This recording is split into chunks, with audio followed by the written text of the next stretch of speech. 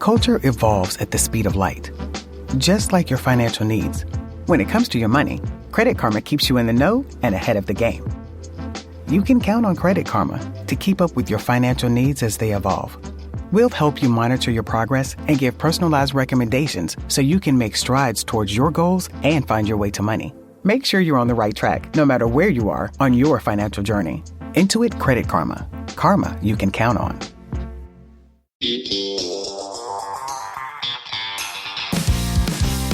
Hello, everyone. Jack's here with another episode of When Reality Hits. I've got an exciting guest with me in the studio today. He started in the pods, behind a wall, fell in love without ever seeing the person, got married to the woman, became the fan favorite couple the entire season, and now he's sitting here with me today.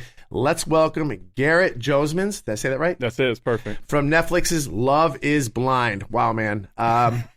Okay, we got a lot to get into here. First of all, congratulations. Thanks. You know, it's kind of sounds. Yeah, I mean, it sounds crazy when you read it back. I'm like listening. I'm like, that was me. I did that. Like, it's kind of crazy. And clearly, this experience worked for you. Yeah. That was probably the biggest surprise. I think at the end of the season, they do like a whole like a 3-hour interview wrap up, and they're sitting you down, and you just kind of go through everything. And at the end of it, they're like, "What do you have on your mind? Like, what do you want to say at the end is to close this out?" And I think I just like broke down. I just was just overwhelmed with like gratitude that this all worked out the way it did. Just looking back, I'm like, how the hell so many things had to go right? I mean, I almost didn't make it on the show. Like I turned it down twice. They came back a third time. Oh, really? They reached out to me in April. They started filming October 1st. Okay.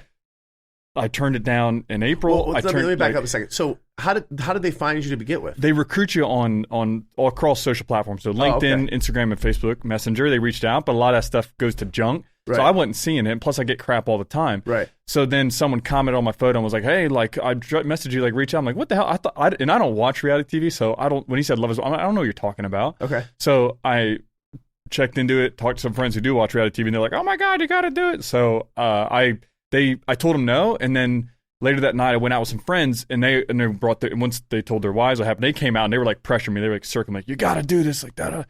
And whatever, I decided to apply at least for fun. Right. And then once they took it seriously, they're like, "All right, cool, we want you." I was like, I don't want to do this. You thought about it, right? Ridiculous. It resonated in your head. It's sitting here stirring in your head, and then you got like probably the gist of it all. Yeah. And you're like, okay, here's what's going to happen. And you're like, oh my God, what did I sign myself up for? Applying is one thing, and like it's just an experience on its own, and going through a 3-hour interview and stuff. But then once you get to actually like, this is real, you got to say yes or no. Is it all what you expected when they broke it down to you and they told you verbatim what is going to happen? Because I know how producers work. Yeah. They tell you almost what you want to hear and not exactly the whole thing. And then you get into it. You're like, oh, shit, I didn't know that. No, I don't. So I'm very like type A. Like I want to know what we're talking. Like they can't just tell me the premise and I'd show up happy day one and like, let's rock and roll. I had too many questions. They were like pushing back. So I did get a lot out of them going into it. I knew kind of what the structure would look like, so I wasn't really surprised by anything. What did kind of what I was impressed by was they took a lot of care. Like the creator of the show, Chris Coolin or whatever, would come out every morning and like had like an hour long prep talk if you want, and they seemed extremely genuine. Everything, and it really got us bought into it. Like this seems legit, and the fact that they truly, because I was like, I don't ever want to be told what to say, whatever. Like, I don't want to be manipulated anyway. I will not do that. Right. And they promised me they wouldn't. And so I was really side-eyeing it the whole way.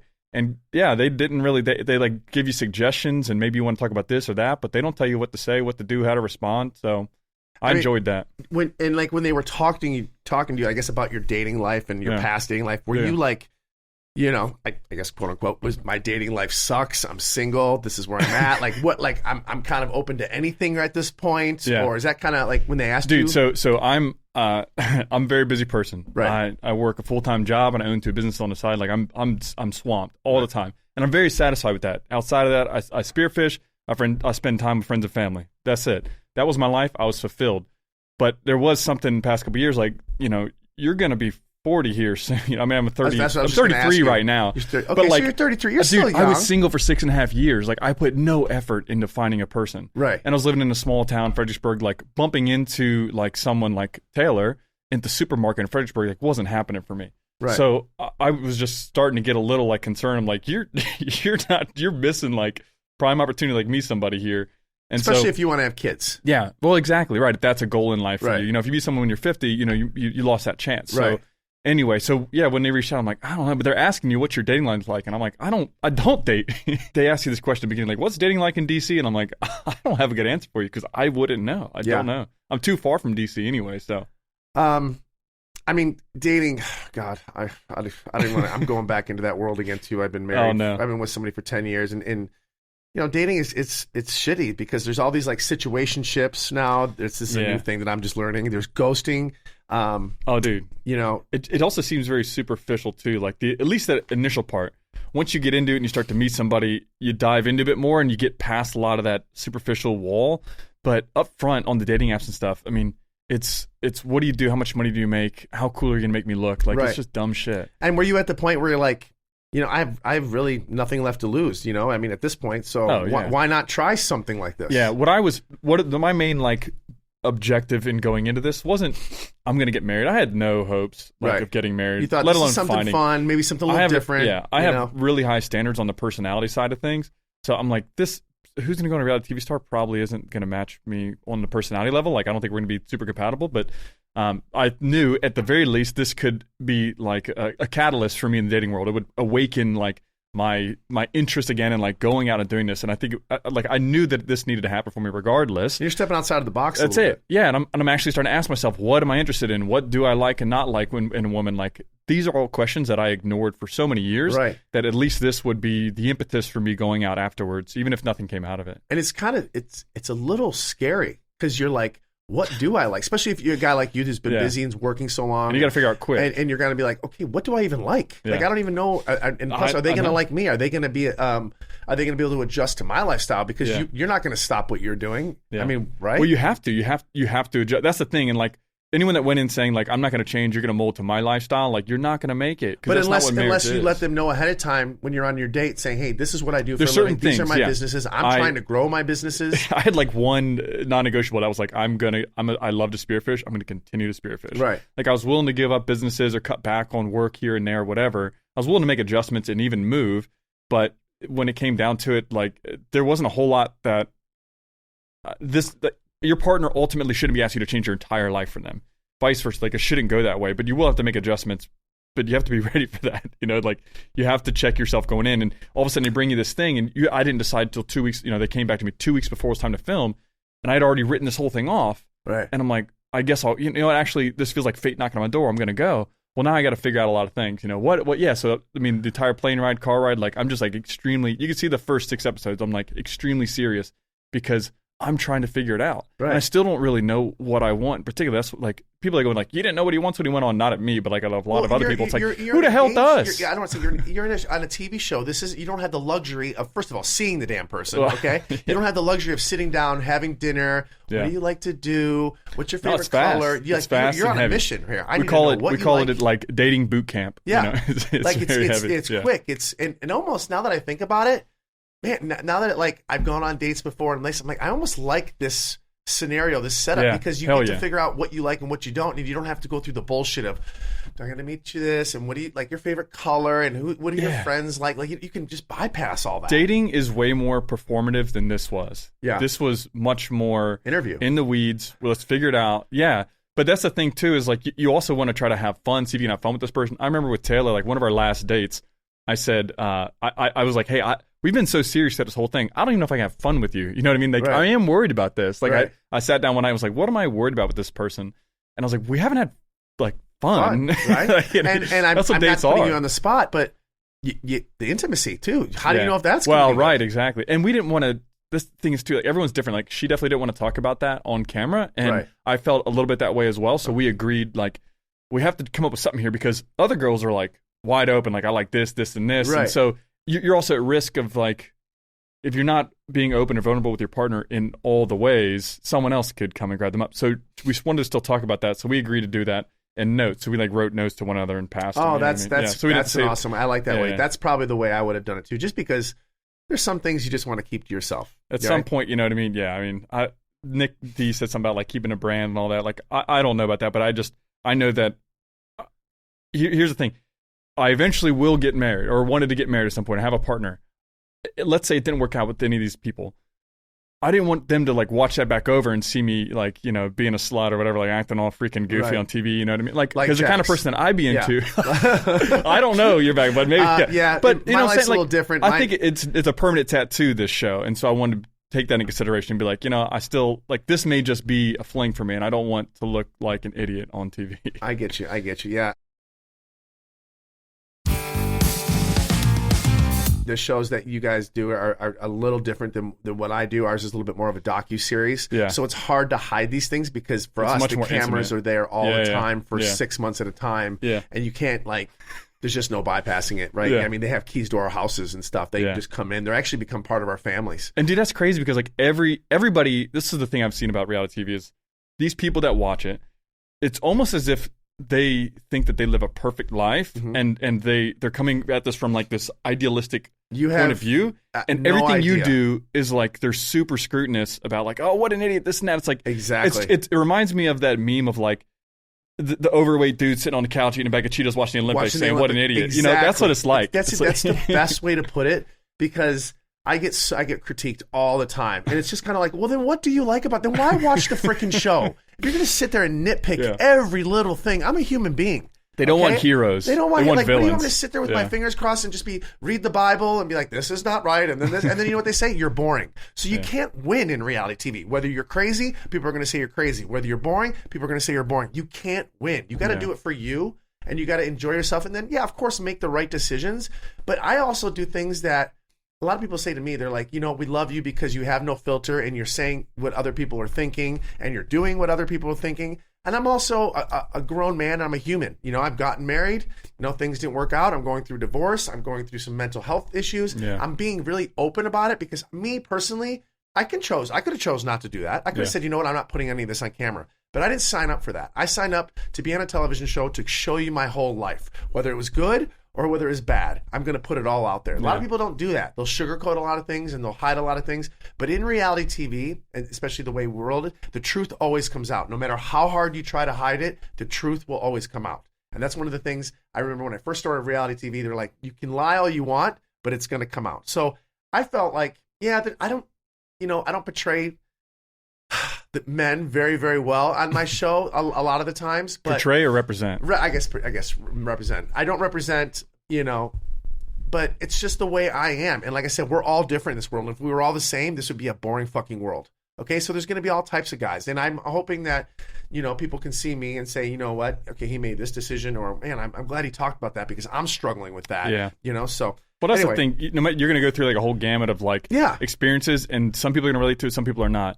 The one thing that I think I struggle with the most is I am very critical of myself, and I'm very open to criticism and critique. You have to from be a on reality fair, TV. from like a fair audience, though. This is the problem. There's is no like, such thing as a fair audience. It's like there's no depth. Everything is taken at surface level. Yes. Or someone is really taking like something you said, and if it triggers some past experience of theirs, like they were with a guy who lied to them constantly or something, and if they see something that smells a little off, they're like, aha, he's a lying piece of shit. And it's like, hold on a second. It's a lot more deep. My situation is a lot different than yours, I promise you. Right. I have no other examples of there being any sort of like malplay. It's like this, it feels, it's like I'm really open to having conversation and understanding people's perspectives and opinions. But I'm like, I'm struggling because there's too many people out there and I want to address everybody. Like I get lots of comments and DMs. Overwhelming majority, I got very lucky. The overwhelming majority are very positive. Right. However, there are quite a few negative ones. They didn't like I said this or didn't like this. And I'm such an idiot that I'm like, let's engage. Right. Like, I think you're misunderstanding but like the problem is the majority of them don't want to understand. They just want to be entertained. They just want to be entertained. They just want to be heard. They're keyboard It's so warriors. They're in their frustrating. parents' basement. They got like, 5 followers. I love like, dialogue. okay, let me. love my talking life about didn't it. turn out the way I wanted, Yeah. so I'm going to watch reality shows and I'm going to dig at other people. That's what they do. They're keyboard warriors. But there are some people that do want to understand, and I think that like the internet, social media is not a great conduit for that. This is a better conduit to be able to explain like this scenario happened. I understand why some people were rubbed the wrong way. Right. Here's where I came from. Yes, I could have handled this better, that better. And that's the dialogue. And I love that. I'd love to do that. Like, let's talk about this. But unfortunately, it's a little different story. One of the main reasons I started this podcast, sorry for many reasons, but one of the main reasons is so I can bring people like yourself in there, and also like myself, and explain situations on reality TV. Because people don't understand, a reality show is filmed months and months and months, right? Yeah. And they have to cut it down because, well, there's commercials, there's just not enough time. And for my situation, we have cast members. We have, between, 5 and 8 cast members things. And there's only so much time. You can only put so many clips of everybody else, right? So I could have a huge argument, a huge blow up, right? And it can go on for, an hour.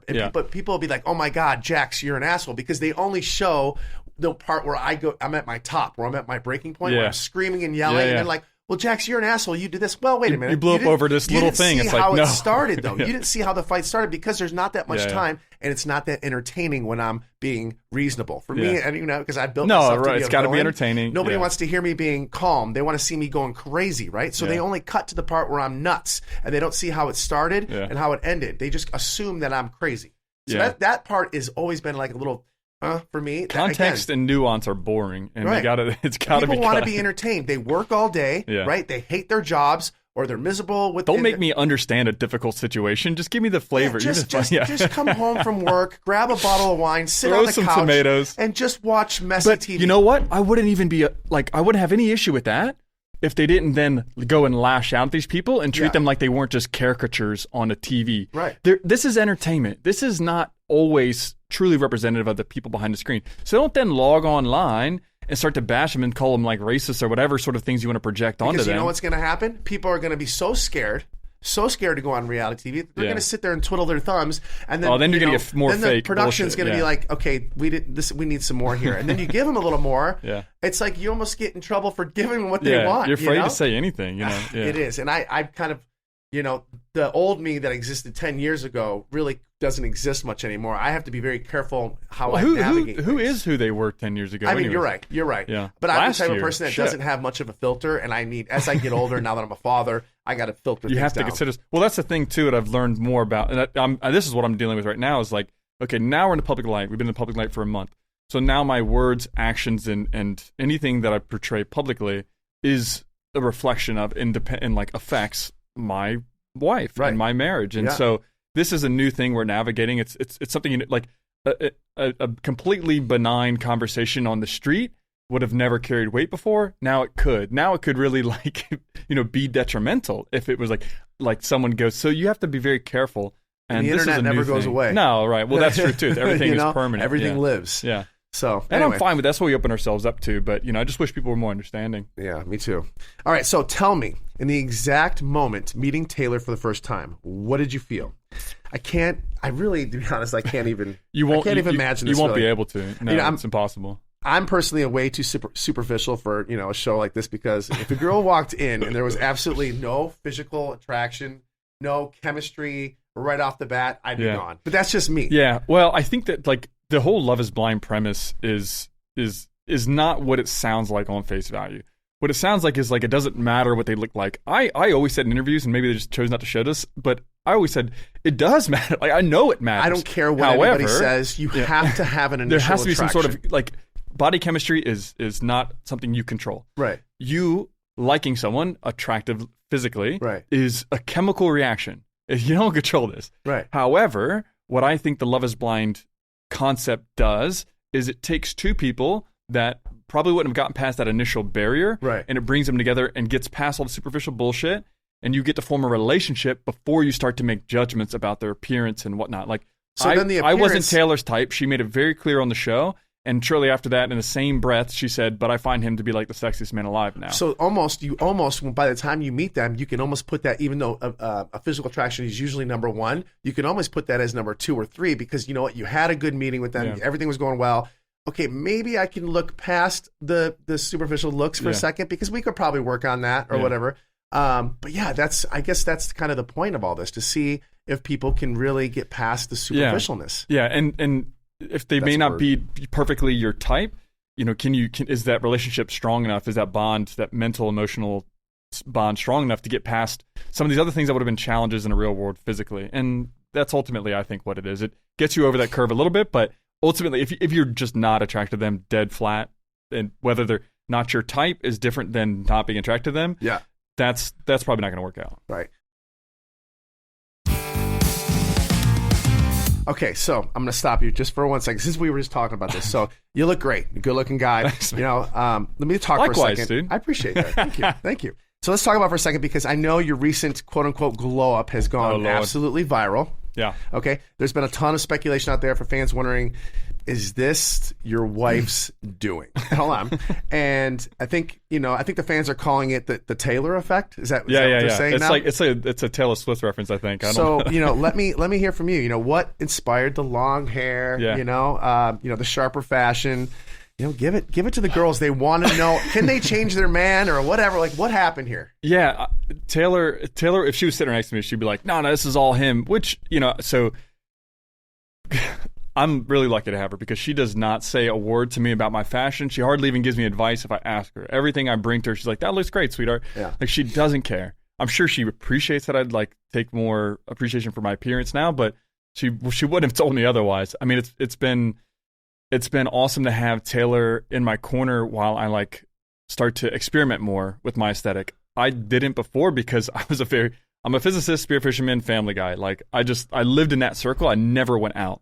And so it didn't really matter what I looked like. I always had appreciation for textiles. I went through like a denim head phase, and like I'm very technical, and so I appreciate technical textiles. Right. I could talk your ear off about corduroy, shishiko fabric, denim, whatever you'd like for an hour here. Right. But that was it. But I never put it together into an aesthetic. No, it doesn't matter. And you're living in Virginia. It takes time. And exactly. I'm living in a small town. I'm not out in clubs. Yeah. But now I'm with this extremely fashionable person who's got a wonderful aesthetic that like women aspire to. And I'm like, all right, I got to level up here, because I do know what it feels like to dress up and your partner's like dressed down, and you're like, man, you have to match there. So she's definitely not explicitly, but she's inspired me indirectly to match her energy when it comes to like fashion and aesthetics. Especially now that you're doing these touring and you're on a television show. It's fun. It is fun. It's fun to dress up. It's like, it's just this extra thing. It's a whole other thing. Like you take care of yourself. You learn a little bit more about a skin routine. Like there's just all kinds of things. We did so many skin routine dates. Going on these interviews and looking good. You got to be careful how many beers you drink the night before. I mean, things like that. No, I've always been into health and all that stuff. So it's just a natural transition. Like, all right, let's care about the aesthetic a little bit more. But I get you. Yeah. So another viral moment happened while you and Taylor were in the pods together talking. Yeah. Something that became quite sensitive amongst the fan base. You got a lot of hate for this when you had asked Taylor what her ethnicity was, and she refused to tell you. You got very upset and said she was calculated. Yeah. Again, you got a ton of heat. And I don't want to bring this up, but you were even called the R word. We'll leave it at that. Oh yeah. And just tell me your thoughts on that. And I want you to have the chance to let people hear. Again, this is why I do podcasts. No, I want people to hear directly from you on what that meant and why you did that. Now, just talking to you alone, I can tell that's not where you were. You're doing your due diligence and you're finding out, okay, what's the steps here? You're asking all the right questions. And, ethnicity, it does play a huge role, because there's religion and like it's something that you get more into. To it, yeah. I am frustrated like with kind of how that came out and how that went. I mean, I still get it to this day. Like I get hate from this. So it's extremely frustrating. I wanted to talk about the reunion, but it was like kind of just like, okay, let's leave it positive, whatever. But I was really dying to talk about it, to be honest. The whole thing, first of all, like I completely understand where people are coming from, and that's what hurt me the most. Was I watched it back and I see how people perceived it that way. I totally get it, and so people are like, you're not like that, and like Taylor's like immediately like, you didn't even say that in response to that, which I mean, yeah, it was a little like choppy, but we'll just leave it at that. Taylor and I talked about ethnicity days before. This ethnicity date was, I think, day 7, way down the line. We had already like committed to each other. We talked about ethnicity before and said we're not going to talk about how we look at all. It was all done. The problem is you start to get into this situation where, and I use the word Taylor, if you watch her now, she's very careful and thoughtful, and she chooses her words very carefully, and she is like very like she considers the word that comes out of her mouth, and it's slow, and she also wasn't really opening up early on. And other women are like throwing themselves at you and telling you deepest, darkest secrets day one. Right. And Taylor was not. Right. She's very different than all the other girls, and I loved that about her. Also, at the same time, you're getting more and more, like you're actually falling in love with this person. You're becoming extremely vulnerable. Everything feels scripted because we got these matching tattoos. Like we picked the same song in the pods. You picked like 5 songs. You picked the same one. Like there was a lot of other little things. And I wrote down like so many different like weird serendipitous things that you start to just become extremely vulnerable with this person, and you're like, is this scripted? Like, who is that over there? What's going on? And so I said before to her that I need her to open up more. She feels guarded, and she even asked me not to use that word. And she mentioned this in an interview. And so by day 7, when she had this, she said we're talking about her parents, and she mentioned, well, I'm not going to tell you my mom's name. And later on, I now understand why she didn't want to reveal her ethnicity beyond just the looks thing. I mean, because even your ethnicity, it narrows it down, but it doesn't tell you how you look. But I understood where she was coming from afterwards. But at first, I'm very like, why are you so careful here? Like, it was frustration that came out.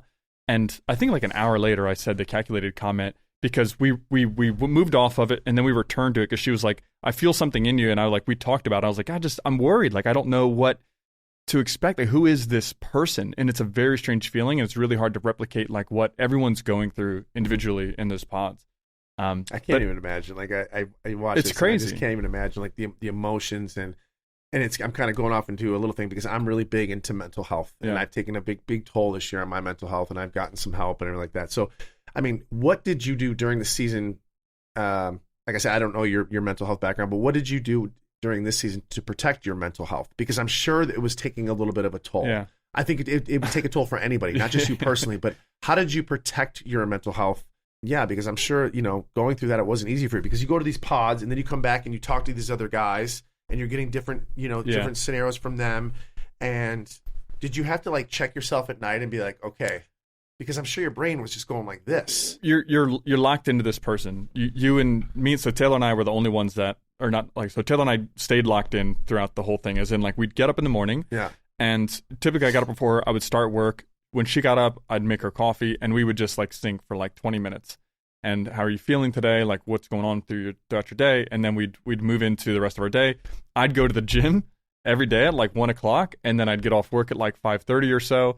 And we would immediately start filming. We'd film till 10 o'clock at night or whatever. And then Taylor and I would sync for like another hour to 2 hours every night before bed. And that was my routine every single day throughout this entire experiment. Except for the weekends, obviously, you're like working less. But so you had structure. There was structure. Time bending, structure, and the gym. And staying in sync with my person. I feel for the people that didn't have someone like Taylor, where their partner and them are not in sync.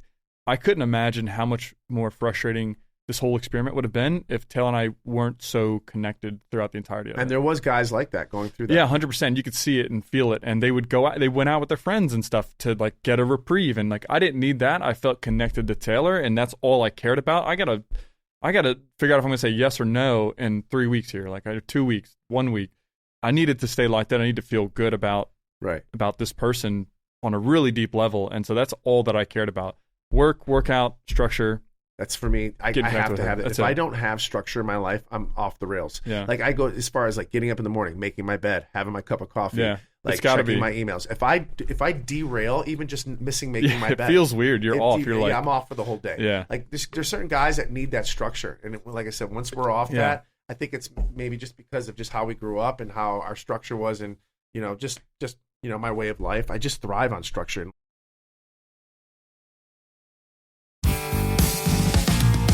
When you saw these other guys, did you see them? Did some of these guys break down? Did they ever get like emotional? Did it ever get to them? Yeah. Like, because a lot of these guys I've watched, you seem like these are manly guys, like guys that you can't be broken.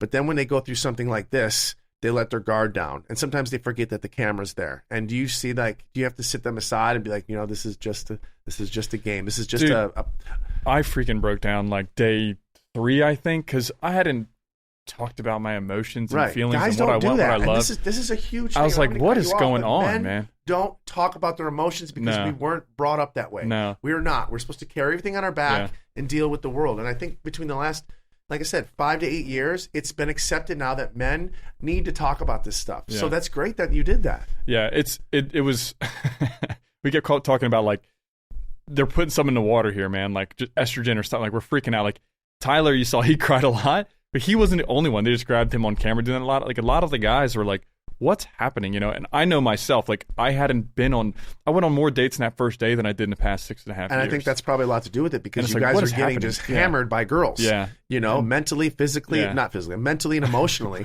I mean, you're getting drilled here with questions that usually take months to find out. Yeah, you're getting all these questions right at once, and then you're like, wait a minute, am I a good person? Am I a bad person? You start questioning things. That's where my head would It's go. questions about like my family and stuff. Like, it's very important to me. And there's deep stuff in my family that like I don't talk about with people. And I didn't want to talk about it on camera. And if you did, it would be everybody's 6 asking months you. down the line, 8 months down the line. I'd keep pushing it out. I'd be like, I don't want to talk about it. You know what I mean? Like, talk about that day one. No. Hell no. Not Not day 1, 2, 3, 4, 5. Yeah. I can imagine. It was rough. But no, I mean, it's good though too. Like I did feel afterwards, I'm like, holy shit, I'm going to feel a lot better. But it's like working out, you know, when you're there, it sucks. But when you leave the gym, you're like, man, I feel great. Okay. I feel good. Yeah. And then you went back and did you go back in your head and be like, okay, did I answer that right? Did you kind of recalculate like, did I do that right? Did I say that right? Because sometimes you go forget. Do you forget that you were on TV sometimes? Did you ever have that? Oh, 100%. Yeah. By the third day, you don't even notice the camera's in your face. Yeah. Like, you know what that feeling is like. Oh, yeah. I don't even know. After 12 years, I had no idea. We've been out of the camera space for a long time. And now coming back to it, like now I'm like a little still nervous, but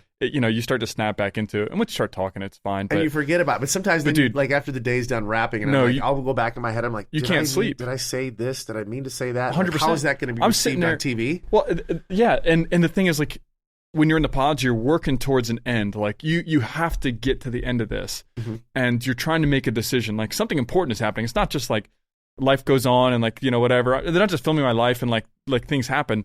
We're trying to get to an end goal somewhere. So for you, it's at the end of the day when you go home, you just filmed for 14, 16 hours, whatever it was, if you stayed for night dating, you lay down in the hotel room. It's the first moment you've had to yourself and you're laying in bed and you're just like, mind racing for hours. I slept 2, 3, 4 hours some nights. Like it was, and like then you go in the next day and people are like, why'd you say this? Why'd you say calculated? Yeah. Why'd you look stressed out when she wouldn't tell you your mom's last name? It's like you're not sleeping. I said I've only dated white girls. My first girlfriend was Latina. Like it's like you don't remember what's going. You're getting through it. Taylor kept saying too. She's like, once I get some sleep, like it's over for these hoes. Like she was sleep deprived as well, and we made a conscious decision one night. We're not staying for night dating, and it's a risk because you don't know if you go home. And the girl you're really hoping to fall in love with, she stays for night dating and she dates this other guy. They get more time, and it's later, and you're a little bit more vulnerable, and maybe you've been drinking, and so like and so you decide to stay, and everyone's really like just like pushing themselves. Yeah, the producers don't force you doing this stuff, but you push yourself because you're worried about I want to connect with this person. Right. It's ultimately you just don't sleep, and you know what it's like when you don't sleep. No, and you're I've a much lesser version of yourself. I've had multiple episodes, more times than not, where like I'm stressing about what I said because not only did I do these things, I'm gonna have to live it again when it airs. Yeah. So like, I now couldn't it's watch in the back of my head. Some episodes. I probably had the worst season of my entire life of filming reality TV this year. Oh, everything that's going on with my mental health. It's got to be tough. Yeah. And it's tough, and I'm like. We're 4 months away. We're 3 months away. We're 2, and it's just like I haven't seen any of it, but like I can tell from your energy, like the shit's weighing on you a lot. bit, And like I said, I'm an open book, and I kind of don't really have a filter, and I think that's kind of why I've been doing this for so long because you kind of just you get what you see what you get with me. Yeah. And it's just it can get you in trouble, but at the same time, I feel like I'm hoping that I can help somebody out there. So okay, this is kind of a 2-part question here. So even though you and Taylor were definitely amongst one of the more solid couples through the season, you still have some difficult moments. Yeah.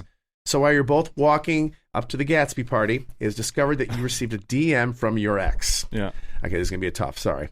And Taylor is rightfully so, not happy. Yeah. I think any girl would probably lose it and found out an ex message, especially so close to the wedding and under the crazy circumstances. Do you want me to stop or do you want me to keep going? No, yeah. But so Taylor. First of all, it was a text message, and we went through every day of this experience, like sharing everything. Right. And this was a moment, like the first moment where I wasn't extremely upfront with her, and I didn't bring this to her right away. So I got this text message early in the morning. This ex didn't know I was in this relationship. Like nobody knew I went on the show. Obviously. Right. So she doesn't know the context. Okay, so okay. People need to know that. Well, nobody knew you were there, and she got this message. And it was completely benign. It was like a video of her niece, right? But like her niece wanted to be an astronaut since she was a kid, so it's kind of something related to. So she just sent me a video of the niece. It was Halloween, and was like, "You're welcome." And so like, I didn't think it was a big deal at all because I'm a dummy, and it's been 6.5 years I've been in a relationship, and I don't. Taylor and I haven't talked about this scenario where an ex reaches out. So my first mistake and the biggest mistake was not bringing it to her right away and being like, look, my ex texted me like it's benign, like I'm gonna and work through that. Well, how with long her. did you wait until you told her that night? So as I just told you, my days you got were the like message on the morning. in the morning, and I wake up before her. And it's the same day. Well, in this experiment, a day feels like a week, a month. So I'm with you, but I still should have. I definitely shouldn't have brought it to her. Like if it was that night we didn't film, right. Maybe let's talk about it at night. But we had a whole party, a cast reunion party, and we're flying to San Diego the next day to see her parents. Like to ask her father if I can marry her. Like this is huge, and to any little you have to trust your partner and lean into them so much in this experiment that any perceived like dishonesty or omission will feel like the whole world is collapsing. You're walking this tightrope to the aisle, and you have to stay on there solid. I think this is I don't have a leg to stand on any of this, but I'm just looking from the outsider. I think the critical mistake that you made is you downplayed the text. I think like most guys would probably do. It was an accident. So like people are like, he lied to her, and it's like, yeah, because you only told Taylor that would have never quote liked it. She would have never married me if she thought I lied to her. I didn't lie to her. I so like people didn't believe me, but that's fine, whatever. I don't give a shit. Taylor does, so it's all good. But like I when I brought it up to her later, it was way too casual, and I was like, oh, by the way, because actually we were sitting there waiting to go into the party, and I took a picture of her hands holding onto a drink, and I was like, oh look, soft launched Instagram, put it on my story, and I was like, and that's when it clicked. I was like, oh, that's right, babe, I forgot to tell you about this thing that happened this morning, because I was like, yeah, we'll put kind of finally soft launching, people will now know that I'm with another woman, and that's what clicked for me, and so I told her. My ex reached out and texted me. And I thought, I didn't think anything of it because I'm a total idiot. And she was like, all of a sudden I saw her reacting. Would do what you would do. I think you were also, I'm kind of playing devil's advocate here a little bit. But no, beat me up. I don't care. I think it's the only issue that I have. And again, I've done this before. And I think because you had so much going on, and I think, again, your head is going all over the place. Why lie when you know you're being filmed? I've never lied, and like you can ask Taylor sitting right next to me now. Have I ever lied to her even since that day? No, right. But I didn't lie to her that day either. I truly did not remember whether I responded or not because it was so stupid. Yeah, I just said it was like this is funny or something like that, right? Right. And that was it. And then we move on. And then that night when we talked about it, she was like, "Why didn't you shut it down?" And I was like, "Shut it down." Oh, so we talked about it. Like, yes. Oh, that's right. Let's close the door. Yes, this makes total sense. It's easy. Right, so I did in that moment, and that's where they called on cameras. Like I said that I responded and said I'm in a relationship, blah, blah. I texted that after I brought it up to her while we were waiting to go in. And so we're going in, and Taylor at this point had only thought that I just liked the message and didn't say something back. Right. And so, and I didn't know that I didn't tell her this. And so when I'm rehashing this argument to Tyler and Ashley, it comes out, and that's when she's like, wait, I thought you said you just liked it. And I was like, did I? Is that what I said? Like, I couldn't remember what I even told her. So, how did you get past it? Like, how did... it was easy. Like, we went back. I showed her my phone. Like, here's what happened. I have nothing to hide. And that's what it showed in the preview. I was like, I'm not hiding anything. Here's my phone. Here's what I said. Here's the relationship. Like, this is nothing. And we moved past it the next day. It clearly wasn't anything. But in that moment, when there's so much going on, again, you feel like your world is crashing down. Any sort of scratch on the surface can spiral into, something that's... if I was lying, if I was omitting, I would have totally understood her saying, "Let's not go forward." Okay, I just gotta. We're wrapping up here, but I gotta discuss for a second. I think you're a freaking physicist. You may be probably one of the smartest people that I've ever sat next to, because I'm not gonna lie to you right now. We don't have any physicists on Vanderpump Rules. You want to know what a quantum computer is? No, honestly, I'm not going to try to. You spoke a different language. My buddy Jason's a lawyer, but that's as much as we got. So, that's pretty impressive. So, I got some questions to ask you really quick, and then we'll wrap this up. That's cool. So, there's a ton of fan questions that were coming through. Cool. And, we don't have that much time left, so I'll give you a few. So, you just use short answers real quick. Are you still planning to move to San Diego? So we're taking our first step to DC, and we're going to see where it takes us from there. We talked about it. We may very much end up in San Diego, but we never gave a timeline for that.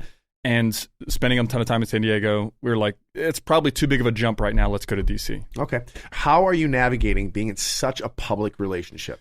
I'm still learning. So if they have tips, send them my way. We're still figuring it out. I think everybody is. Do you honestly not know the difference between liking and answering a text? I think we got through that. I definitely got through that. How do you really feel about Nick? Was he just in it for the fame? I don't know what inspired Nick to go on the show. Okay. I don't know. And maybe that looks like it's been called into question, and I can't speak for that. However, every time I spoke with him, once he was in the experiment, he off camera, which he's not afraid of saying whatever he wants to say off camera. He was very genuine and told me he loved her and told me he was into it and wanted to marry her. And I have nothing else to go off of but to believe him. And then watching back the episodes, I kind of feel the same way. So okay.